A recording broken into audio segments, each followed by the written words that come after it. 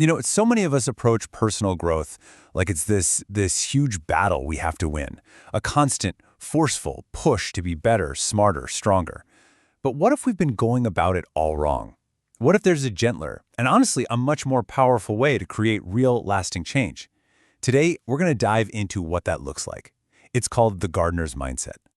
And this quote, wow, it just nails it, doesn't it? You can't scream at a flower and expect it to bloom.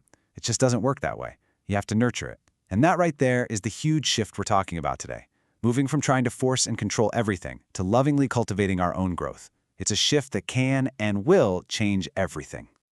So any good gardener will tell you, you can't just toss seeds on dry, hard ground and hope for the best. It's not going to work. You have to prepare the soil first. For us, that means creating a rich inner environment. We're talking about things like mindfulness, good nutrition, actually getting enough rest. This isn't just some fluffy first step. This is the absolute foundation that makes all the growth that comes later even possible. But okay, preparing the soil, that's just the beginning. To really cultivate a thriving inner garden, we need more than just a few good habits. We need a whole new mindset. So the big question is, what is that mental framework? What's the approach that allows for real, deep, lasting growth? Let's get into it. And this brings us to the very heart of it all, the gardener's mindset.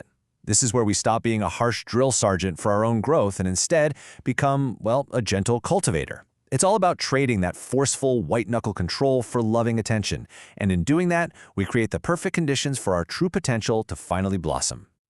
Just look at this comparison here. It really lays it all out, doesn't it? On one side, you've got forceful control. That's that inner critic, the one who's always judging, who's impatient and demanding results now. And on the other side, loving cultivation. That's the inner gardener who nurtures growth with curiosity, with care, and with patience. I mean, which path do you think leads to a more beautiful garden? It's a pretty profound choice when you see it like this. Okay, so how do we do this? How do we actually start thinking like a gardener? Well, it really comes down to 4 essential pillars. Think of these as the core practices that are going to help you transform your inner landscape from, a battlefield into a beautiful, flourishing garden. Let's break them down one by one. Our journey starts with the first pillar. And honestly, this might be the toughest one for a lot of us, patience. In a world that is all about instant gratification, just being patient, that is a radical act of self-love. So why is patience such a big deal? Because the most important work is almost always invisible. It's happening beneath the surface. Just like a seed, your growth starts in the dark. You might be putting in the work every single day and not seeing a thing change on the outside. But you've got to trust that your roots are getting deeper, building that strong foundation for the incredible bloom that is absolutely coming. This is really a reminder, right? A call to just trust the unseen process. So next time you're feeling frustrated, like you're not making any progress and you want to give up, just remember this. You are building the strong foundation from which your future self is going to blossom. Okay, so once we embrace patience, that really opens the door for our second pillar, a quality that is so essential for any kind of sustainable growth: compassion. I mean, think about it for a second. A gardener would never yell at a wilting plant, right? They wouldn't call it a failure. They'd see it as a signal that something needs to change. Maybe more water, maybe a little less sun, maybe better soil. We have to learn to give ourselves that same gentle curiosity. When you have a bad day, it's not because you're a failure, it's a signal. It's a quiet message from your inner self asking for some compassionate attention. And this simple shift, it is a game changer.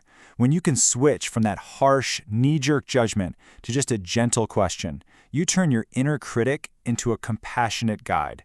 And asking this one question, what does this struggling part of me need right now? It's maybe one of the most powerful tools for healing you'll ever find. All right, so we've got patience, we've got compassion.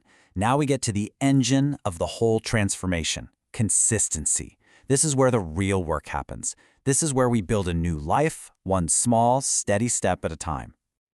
You wouldn't water a garden once a month and expect it to flourish, right? Of course not. It needs daily care. And the exact same thing is true for you. We get so caught up in this idea that we need to make these huge, dramatic changes. But the real secret? It's the small, seemingly boring things we do for ourselves every single day.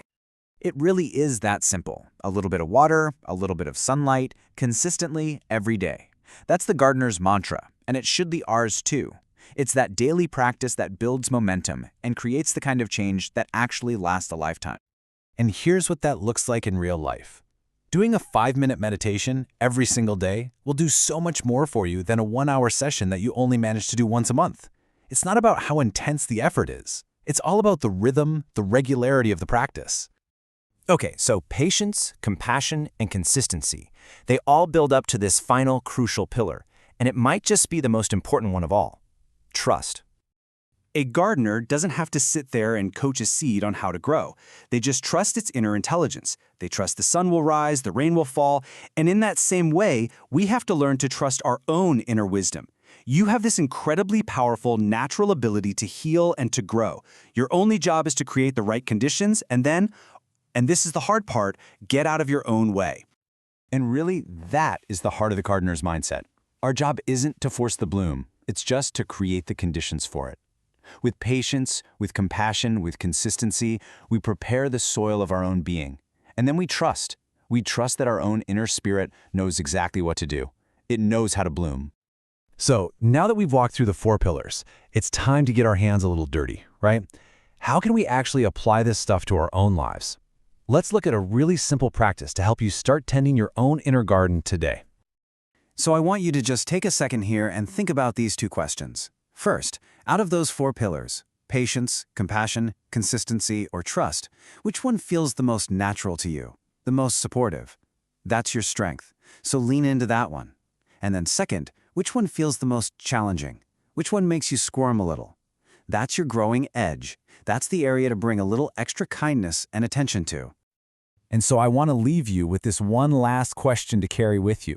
As you start to embrace this gardener's mindset, just remember that most growth is invisible at first. Just like that seed in the dark soil, there is new life stirring inside you right now. So what is it? What new awareness, what new strength is already taking root just beneath the surface?